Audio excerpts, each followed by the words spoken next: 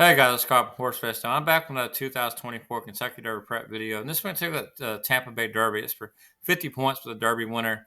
I won't say it's the strongest field in the world. I don't think they're going to get the Kentucky Derby winner out of this field, but nonetheless, Derby points. We're going to talk about it, and there's some horses that intrigue me in this race. I won't say there's a 10 out of 10 like slam dunk winner in this race. There's no nice horse in here, but we're going to start with the number one Heart and trained by Todd Pletcher. And the one thing I like about this horse that intrigues me, he has the fastest GPS tracking mile per hour time in this field. And, that's saying something. And, that's not the end all be all handicap. You can't just take one angle. You got to take a combination of different things. And, I like to look at different factors like history of the race, uh, the GPS tracking data, trainer pattern history, just different stuff like that. And I combine it all together and I kind of come with who I like and, start constructing my bets that way. And, certainly Harton's one that's going to be in my tries and supers. I'll say that. Uh, I probably need to see 4 or 5 to 1 really start considering for the win bet value spot, but nonetheless, he's going to be there for me. Number two, Ever Do It. I don't really like him too much. He lost the rider in the last race, and even before that, I wasn't a big fan of him. And based on the 127 to 1 odds in the Sam F. Davis, neither was the rest of the bet public. So I'd be kind of shocked if he wins this race. So that's all I'm going to say about that horse.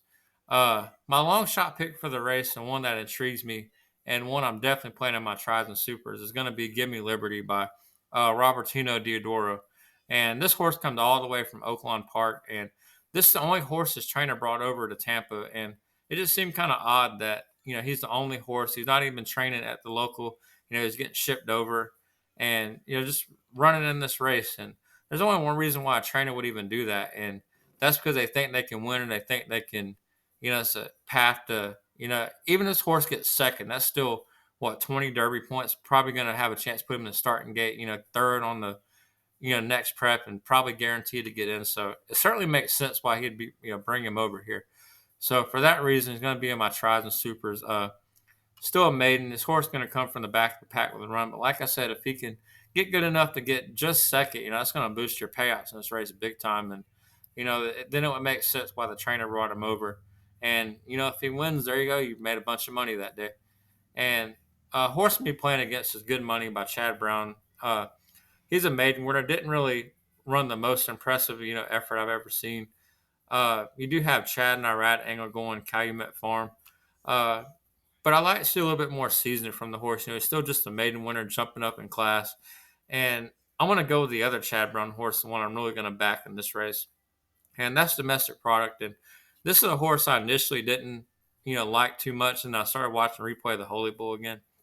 And I noticed, the fractions were really slow in the race. But when I watched back on the replay, I noticed that the trainer or the jockey had all the horse all the way up the back stretch, just pulling back on the range. And you can go back and watch that video and you'll see it. And with the pace being slow, the horse not able to get into a rhythm, burning all that energy from basically fighting the jockey.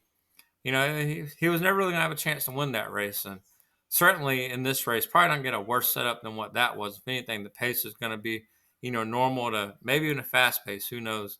But, certainly pace dynamics should change. I'm going to count on the jockey giving a better ride.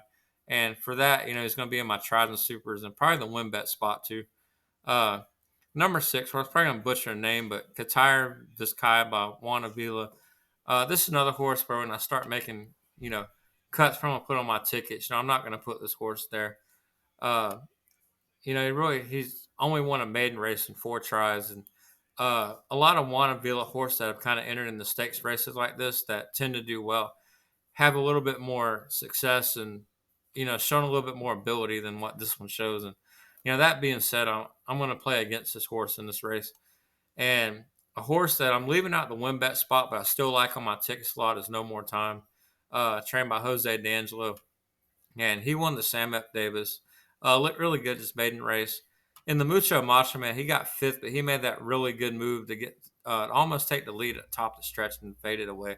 So that being said, this horse, I'm not sure whether they're going to ride if they're going to put him back on the lead. I'm going to will it to bet he's probably more of a presser. If I had to take a guess, I don't see him being on the lead again.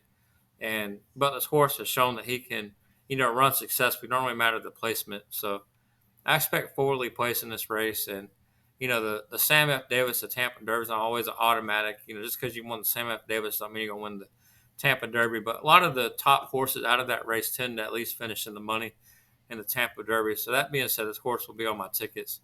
Uh, Another horse, Crazy Mason, number 8 horse. I left on my tickets in the Sam F. Davis, and I kind of got burned by him, got 6, but he might be one who's getting blinkers. I might decide to put him back on the tickets. And, if you do, or if you don't, I don't blame you. If you got burned by the Sam F. Davis, but I think he's worthy of a shot, and one that I can see the odds being even higher than the 8-1 you got on Sam F. Davis. They could be 10, 15-1. So for that, Crazy Mason will be my superfecta on the tickets.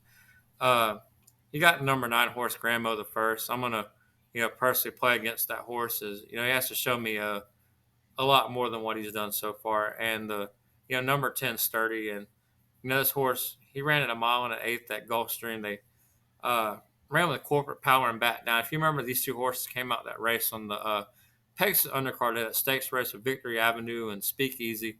And, this horse got third of them. And, watching that race that day, I remember watching it live, and it just seemed like I didn't get the impression that was a very strong race, as it seemed like Corporate Power won, but it took everything he had to get there at the wire. And it seemed like that mile and an eighth stretch at Gulfstream seemed, I don't know, it seemed extra long that day. And I find it hard to kind of back start if he couldn't come through during what I thought was just an ugly win by Corporate Power, and now he's got to step up and win the Tampa Derby. Just not for me and not for my liking. But those are the horses I like in this race, and hopefully you'll play them, and we'll all have a good weekend, win some money. And thanks for watching, guys. Plenty more to come.